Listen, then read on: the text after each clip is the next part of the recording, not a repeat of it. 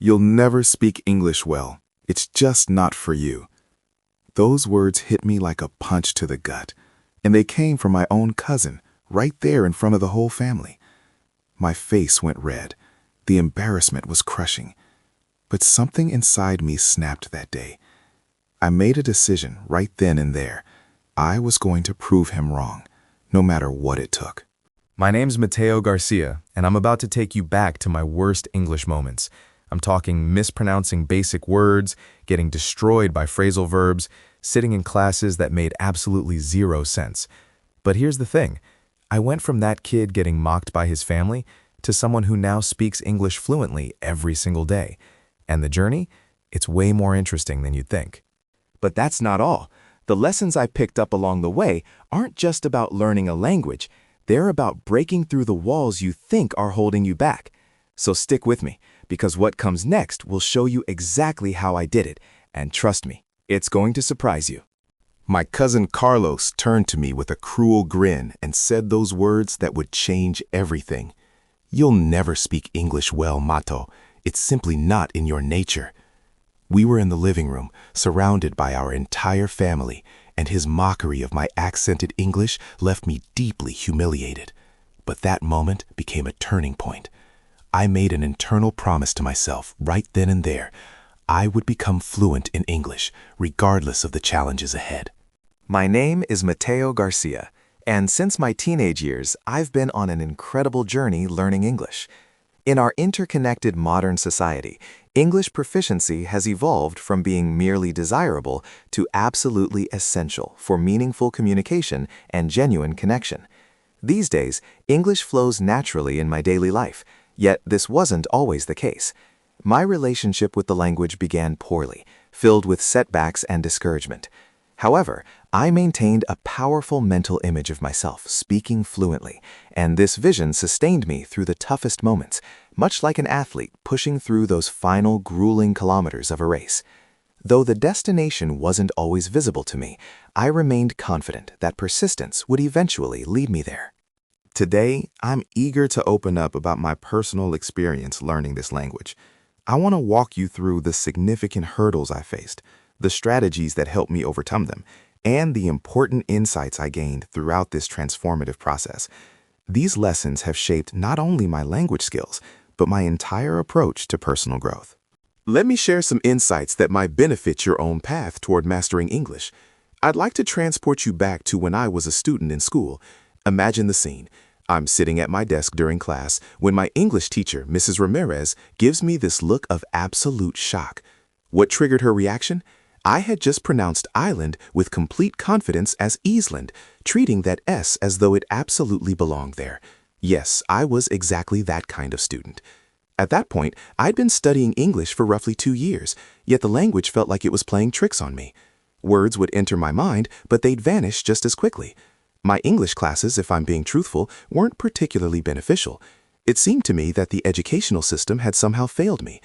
I expected school to expand my knowledge, but instead I found myself even more bewildered than before. Mrs. Ramirez, speaking with her pronounced Spanish accent, transformed every English word into something that sounded Spanish. Rather than engaging in genuine dialogue and communication, we spent our time on repetitive grammar drills and working through texts that Mrs. Ramirez herself appeared to dislike. I found myself lost within the complexity of language learning.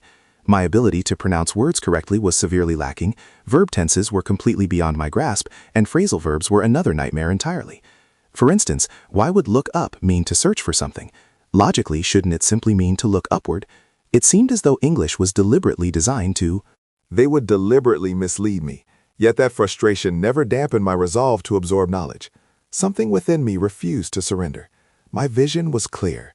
Someday I'd communicate with genuine fluency, engaging in conversations that flowed naturally without any anxiety. I pictured myself strolling through the streets of New York City, speaking indistinguishably from a native speaker. Back then, the path seemed impossible to visualize, but my inner conviction told me it would materialize eventually. And remarkably, it did. Now, I'd like to walk you through how everything shifted for me. You'll find this fascinating. Let me unveil the breakthrough principle that transformed my approach. Consistency stands as the cornerstone. This leads me to my fundamental principle. Integrate English into your everyday routine. What single element revolutionized my entire English development? Daily practice without exception. Every single day, without fail. Straightforward as it appears, this represents the most powerful technique for mastering any language, particularly English. I conceptualize it as a cascading effect in language acquisition. The frequency of your practice determines how rapidly your abilities crystallize. During my initial phase, I committed merely 30 minutes per day, nothing more. I wasn't pursuing overnight mastery. Rather, those 30-minute sessions accumulated substantially. Consider this scenario. Investing 30 minutes daily means that over 12 months, you accumulate considerable. Putting in more than 180 hours into English learning represents tremendous advancement. The real secret? Make it a daily commitment without exception. Some days you might dedicate a full hour to studying, while other days could mean just a quarter hour, and that's perfectly fine. What matters most is never letting a day pass without practice. Consistency becomes your greatest asset. If you need that extra motivation, try creating written reminders for yourself. I'd scatter Post-it notes all around my space with messages like, "Study English today," or "Don't miss your 30-minute session." It felt like having my own personal motivation squad stuck all over the place. Now, I'm fully aware that certain days will arrive when studying feels like the last thing you want to do. I completely understand. I've experienced it myself. But I discovered an effective strategy. Challenge yourself to begin for just 2 minutes. That's all, 2 minutes. The moment you actually begin, you'll realize continuing becomes much simpler. Before long, you'll have completed your 30 minutes, possibly even surpassing it. The toughest obstacle is simply beginning. Yet once studying transforms into something automatic, you'll see how much more manageable it gets. Gradually, you'll experience that sense of advancement emerging. And let me tell you, that's precisely when everything becomes genuinely enjoyable. Stay dedicated, and sooner than expected, you'll communicate in English with genuine self-assurance. Moving to lesson number 2, establishing correct pronunciation from your very first day. Have you ever experienced those situations where you know that feeling when you say something in English and get that unmistakable stare back? The kind that screams, "Come again?" I've definitely been there myself. There was this moment when I confidently ordered a bowl of soap at a restaurant instead of soup. The waiter just froze, and that's when it hit me. I'd committed what I now call a bubbly blunder. So what's the secret to steering clear of these cringy situations? The answer might seem straightforward. Make pronunciation your priority from day one. Yeah, it sounds tedious, but here's the thing. That's precisely where the real transformation occurs. I discovered this lesson through trial and error when my American instructor, Mr. Parker, gently informed me that my pronunciation of comfortable sounded suspiciously like comfortable. Oh, and I was absolutely certain that salmon had a sound L that should be heard. Newsflash, it absolutely doesn't. His guidance was surprisingly straightforward yet genuinely transformative. Begin tackling pronunciation immediately. English pronunciation represents quite the challenge, particularly if you're a native Spanish speaker like myself. Consider words such as thought, though, and tough. They appear as though they'd have identical pronunciations, yet they genuinely don't. And don't even mention vowels, seriously. I spent years believing ship and sheep sounded exactly alike until Mr. Parker decided to hold me accountable. He'd have me recite passages aloud, catch my errors, and drill the same words repeatedly. It was absolutely. At first, it felt uncomfortable, I'll admit. Nobody enjoys hearing themselves stumble through words and make blunders. However, as I continued practicing, my abilities grew stronger. I even began having conversations with myself entirely in English. Strange? Perhaps, but surprisingly effective. According to Mr. Parker, the strategy involved selecting a specific accent, whether you prefer American, British, or Australian, and committing to it fully. I chose American because it matched his own speech pattern, and I dedicated myself to achieving the most authentic sound possible. I repeated every phrase, every pronunciation, until the language stopped feeling foreign and started sounding like something a native speaker would use. Gradually, everything began falling into place. Words that once caused me difficulty flowed more easily. My articulation became clearer. Before long, I had transformed into the confident, natural speaker I'd always aspired to be. This is what I recommend. Don't overlook your pronunciation. Begin developing it immediately. Select an accent and remain consistent with it. Embrace your mistakes without hesitation, because they're essential to your progress. Soon you'll find yourself speaking with the assurance I eventually achieved. The fourth principle involves maintaining equilibrium in your studies. Think of language acquisition like cultivating a garden. It demands water, sunlight, and consistent attention to flourish. Similarly, mastering a language calls for an even-handed method. To reach complete fluency, a language demands four fundamental components: the capacity to read, the capacity to listen, the capacity to speak, and the capacity. When people claim to be fluent in a foreign language, we typically think they possess all the abilities that come with it. Reading, writing, listening, and speaking seem like they should go hand in hand, but that's not necessarily how language acquisition works. The process differs significantly from how we picked up our native language as young children. Back then, we were exposed to sounds first, then we began producing them ourselves, and reading and writing came much later. With a second language, the journey unfolds quite differently. You might excel at one particular area while finding another genuinely challenging. Perhaps you're confident reading English texts, but the moment you need to speak, your mind goes blank. Alternatively, maybe your spoken English flows naturally, yet your written work contains frequent errors. Think of it like preparing a meal. If you concentrate only on one component, such as oversalting, while neglecting all the other elements, the final result will be disappointing. This is precisely why developing all four language components simultaneously proves so valuable, particularly with English, since it presents unique difficulties around spelling and how words sound. If you skip practicing reading and writing from the start, confusion becomes inevitable. When you develop each skill in parallel, you begin noticing the relationships between them. Reading strengthens your writing ability, listening enhances your comprehension, and the benefits multiply in different ways. You're not required to. While it's perfectly fine to practice each skill daily, incorporating them into your weekly schedule with variety works wonders. Consider dedicating different days to different abilities. Perhaps Tuesday is your reading day, Wednesday focuses on listening, and so forth. The beauty of language learning lies in enjoyable, straightforward methods to build proficiency. Combining subtitled television with audiobook listening, for instance, lets you strengthen multiple competencies simultaneously without the sensation of studying. The key takeaway is maintaining equilibrium across all four language components. As you persistently develop each one, your English proficiency will expand noticeably in every direction. Lesson number 4 involves using entertainment as your English improvement tool. During my own English learning journey, films became my most effective strategy. I vividly recall my first experience watching The Avengers completely without subtitles. I was thoroughly confused. Tony Stark's constant wisecracks left me bewildered, wondering what he'd actually said. Yet I persisted.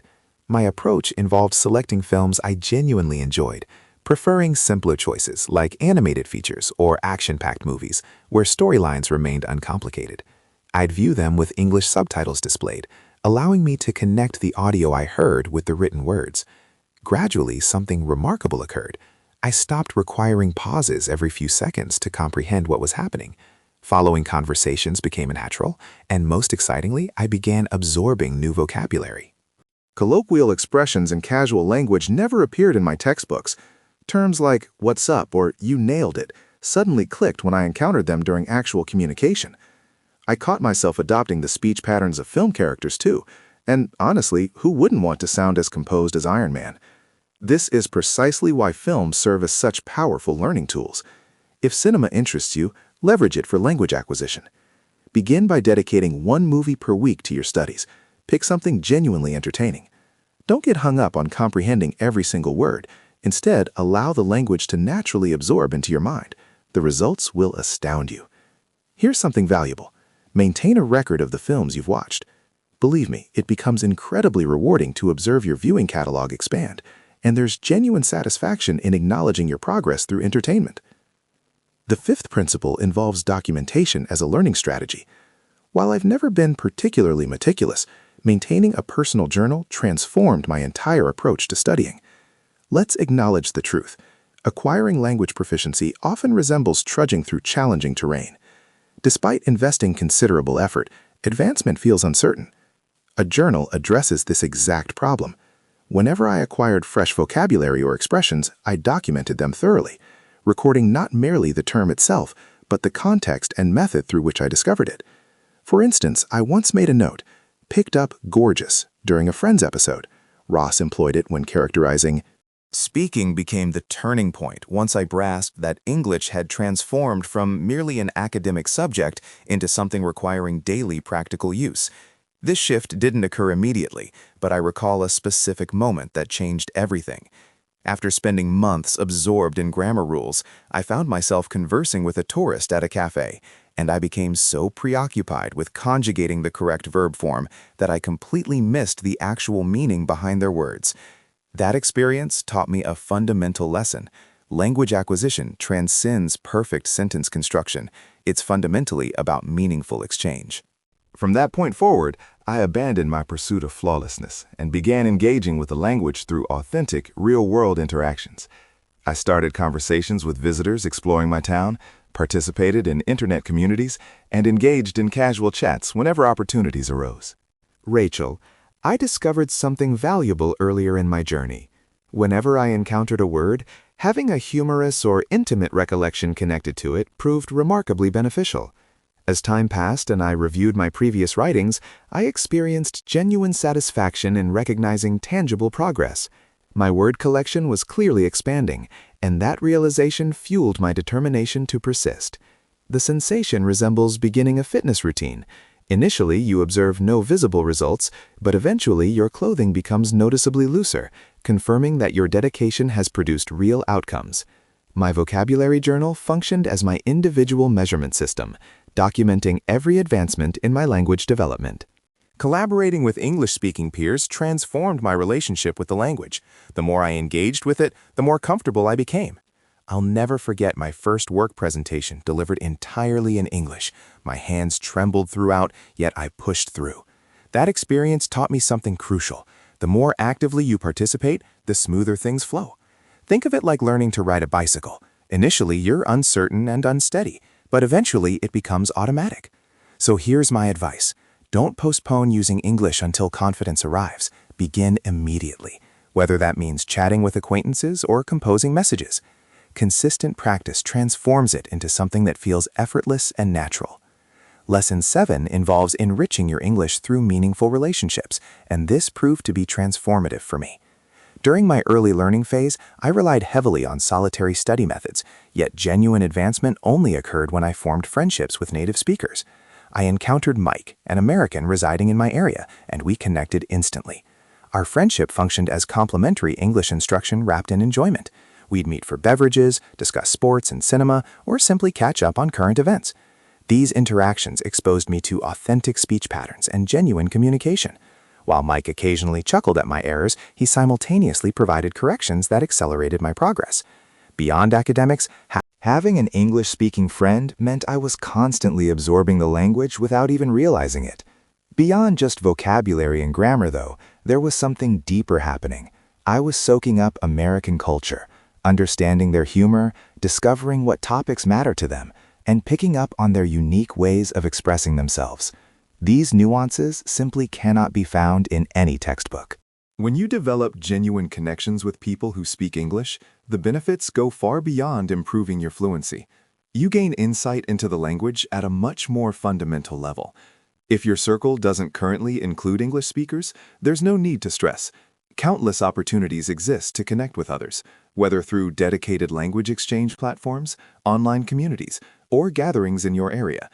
Trust me when I say that having actual people to practice with transforms everything.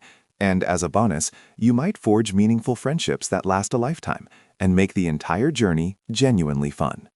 Here's what it really comes down to. Mastering English isn't simply about studying textbooks or drilling vocabulary lists. The real secret is weaving it throughout your entire existence. Consume films and shows, maintain a journal documenting your advancement, seize every opportunity to use what you're learning, and crucially, establish meaningful bonds with native speakers. Soon enough, English transforms from feeling like just another academic subject into something organic, a seamless thread running through your everyday routines, your conversations, your thoughts, and everything in between. You're going to discover that this journey brings unexpected transformations, incredible friendships, and plenty of enjoyment along the way. Your learning adventure doesn't stop at this point. If you're ready to keep building on your English abilities, there are more videos waiting for you. Just click through to the next one or browse the carefully curated selection we've put together specifically for your continued growth.